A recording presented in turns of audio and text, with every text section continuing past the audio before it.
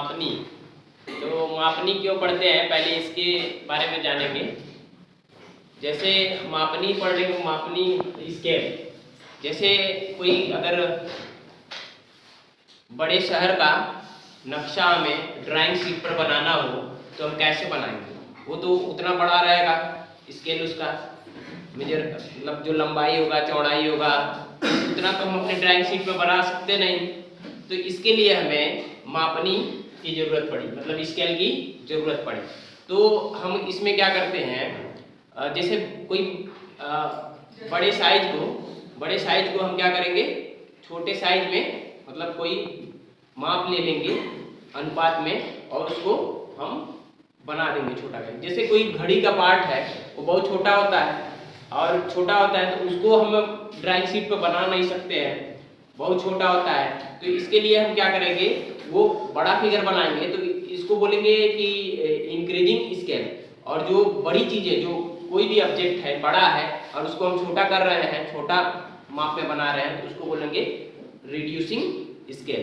तो इस तरीके से हम मतलब ये समझें कि स्केल की ज़रूरत क्यों हुई, क्योंकि हम बड़ी चीज़ों को अपने ड्राइंग शीट पर बना नहीं सकते हैं। या कोई भी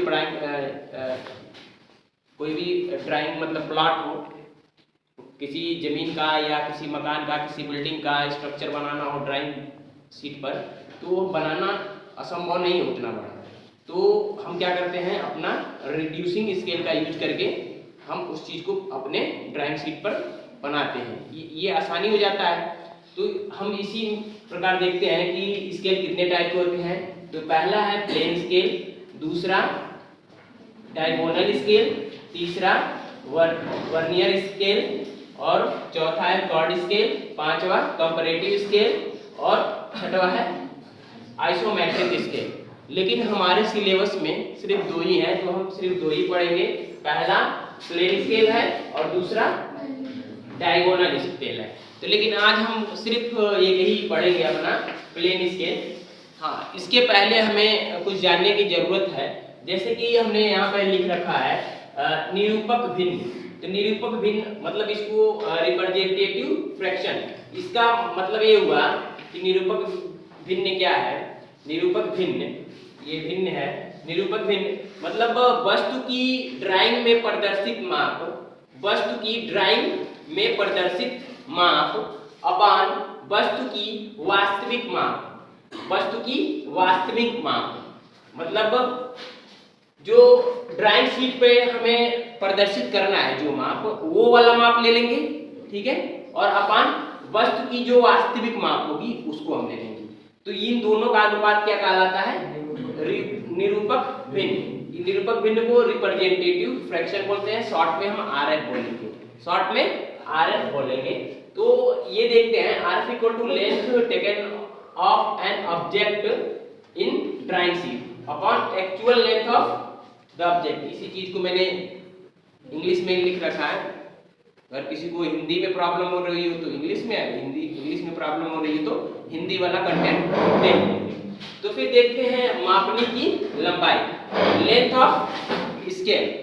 length of scale, length of scale equal to होता है रिप्रेजेंटेटिव फ्रैक्शन आरएफ इनटू मापनी द्वारा मापी जा सकने वाली अधिकतम दूरी।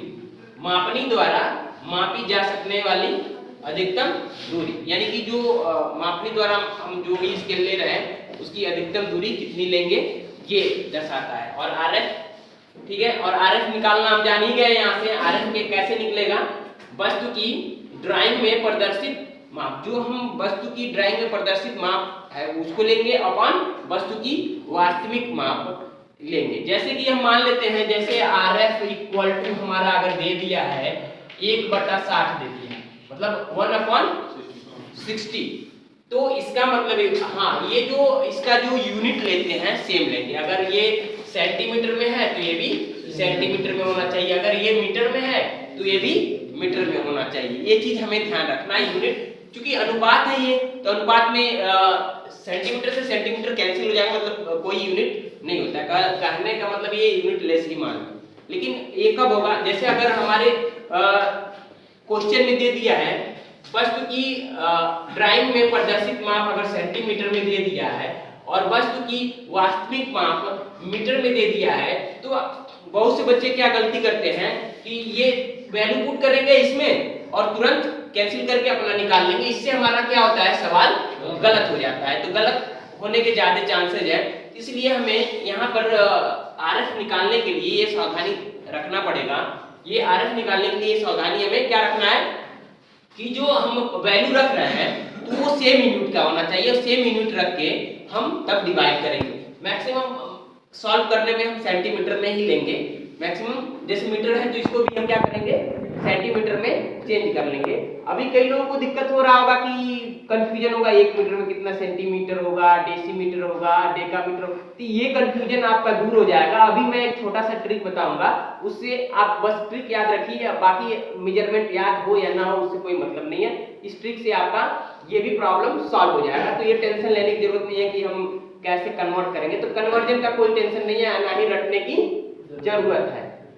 ठीक है, मेरे अंदर एक क्वालिटी है, मैं किसी को रटने के लिए मतलब नहीं कहता हूँ कि रटो। मैक्सिमम ट्रिक से या मतलब ऐसे कोई कंसेप्ट हो अगर वो याद कर लेता है तो अच्छी बात है।